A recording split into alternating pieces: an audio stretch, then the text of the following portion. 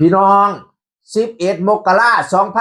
2569ครบรอบวันเกิดพระเอกอาร์ตอัธชัยหมอลำใจเกินร้อยหน้าอาร์ตของน้องเพชรน้องพลอยหน้าบ่าวอาร์ตของพี่ไอ้ายบอยศิริชัยน้องอาร์ตของเอ็นอรดีน้องไส้เอ็นอรดีพี่น้องเอ๋ยวันเกิดปีนี้ขอให้เพชรเปล่งประกายขอให้พลอยส่องแสงงดงามสองหัวใจเติบโตคู่กันอย่างมีความสุขเสมอคนสวยของหน้าอาร์ตซี่วัชนาถ่ายหูปคู่กันกับน้องเพชรน้องพลอยหลานเพชรหลานพลอยเพิ่นหูปหนึ่งพี่น้องเอ๋ยอีกหูปหนึ่งก็ถือเค้กวันเกิดหลานเพิ่นก็ชุดสีขาวใส่เส้าเบ้าครอบหูโอ้ยแต่หักแต่เพ่งแต่เงี้ยแต่เบิ่งแฮปปี้เบิร์ธเดย์พะสันว่านั่นน่ะโอ้ยน้าบ่าวก็รอให้หลานก็ตาหักให้หน้าอาร์ตของน้องเพชรน้องพลอยอีกรูปหนึ่งอยู่ทั้งญาติปุ่นอยู่ช้ากลางดอกบัวปุ่นพี่น้องเอ๋ยสุขสันต์วันเกิดอาร์ตอัธชัยแฮปปี้เบิร์ธเดย์อาร์ตพนาว่าโอ้ยเป็นตาหักให้หูปไรกระไดพี่น้องเอ๋ยวันเกิดปีนี้ถือโอกาสเลี้ยงกับเข้าและทีมงานทุกคนครับขอบคุณแม่บ้านAB กทมที่ช่วยทำกับข้าวอร่อยนะครับประชันว่าเยี่ยมกับเขาทีมงานหมอลำใจเกินร้อย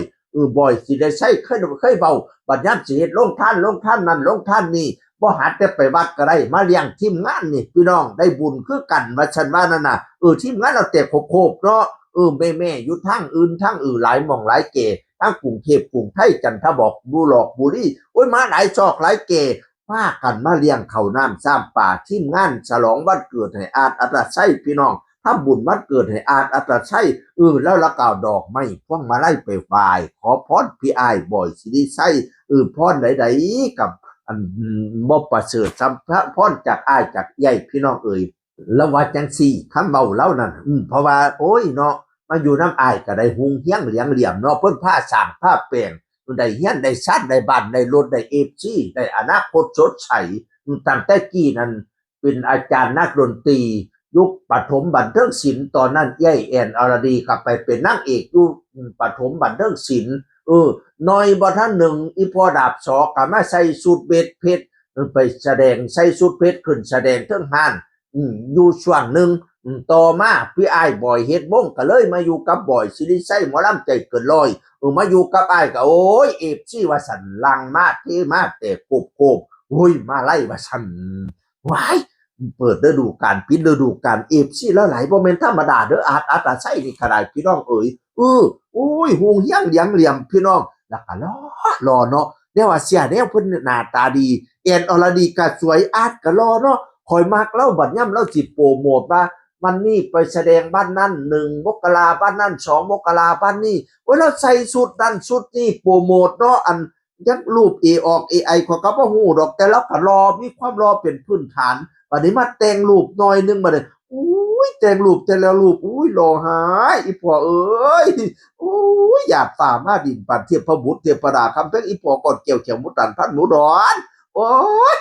รอจังสี่ย่านขี่ได้เบียงบ่สูโอ้ยอยากปั่นเข่าบ้าจะค้ำเด้เนาะเอ้ยดูทางดังคมเขาอรอนเขาปันไข่ปอกเขาปันดอกไฟเขาปันลูกจิกโอ้ยปั่นเข่าคุยจักบาทเด้เนาะจำใช้จักบาทเด้เนาะคือสิแซ่บดีนี่เว้ยคนยังมาดีคักหน้าตาดีคักแท้หน้าตาดีแบบบ่ปรึกษานายกรัฐมนตรีเลยคำเพียงอีพอข่อยเอ่ยครบวันเกิดแล้วจักอายุจักปีละบุญเนี่ยเอาซับหยังเอาซับหยังบักลาเอาเมียมาเลี้ยงแม่เป็นเบาแก่ข้างบ้านเขาสิเอิ้นผู้เบาจานนี้เอาหน้าสะใภ้มาให้หลานเพชรหลานพ้อยซับหยังแฮปปี้เบิร์ธเดย์เด้อให้มีความสุขความเจริญหลายๆสาธุเด้อเทพทอนไทยผู้เป็นใหญ่ในปัตตภีองค์ผู้มีผู้เรื่องฤทธิ์สถิตในดินนี้มื้อนี้วันเกิดอัตชัยเจ้าเสี่ยวพรชัยมาทรงขอองค์พุทโธเจ้าพระธรรมพร้อมพำสงฆ์สิ่งศักดิ์สิทธิ์อยู่ทรงเขตกำกายเด่นใดให้มาอวยพรชัยแด่อาอัตชัยในวันนี้ให้มีอายุยืนยาวมันวันนั่งใสสีช้องพละกำลังปองไพ่ตองอย่าได้มีสุขที่ล้นกำลังค้นล้นลื่นการงานราบรื่นสมหวังแท้ทุกแนวขอให้อุดมไปด้วยจตุพิษพรชัยทั้ง4ประการคืออายุวัฒนะสุขะพลังเอวังด้วยประการละเช่นนี้สาธุมันยืนคำแพงอีพอคอยเอ่ยเอฟซีกะไหลมาเทมาปะน้ำเกงเงินคำแก้วกะไหลมาเทมาปะน้ำเกง ไปแสดงทั้งไหนเอฟซีให้แตก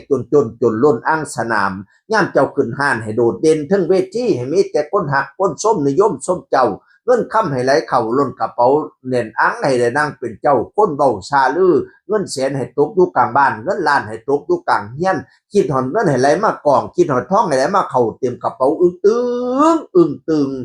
ปั่นพอใหญ่จัก3-400พอได้ซื้อก้อยมาคุยกินนะครับเพียงอีพอ เสียงคนเก่าเว้าสู่ฟังสวัสดีครับ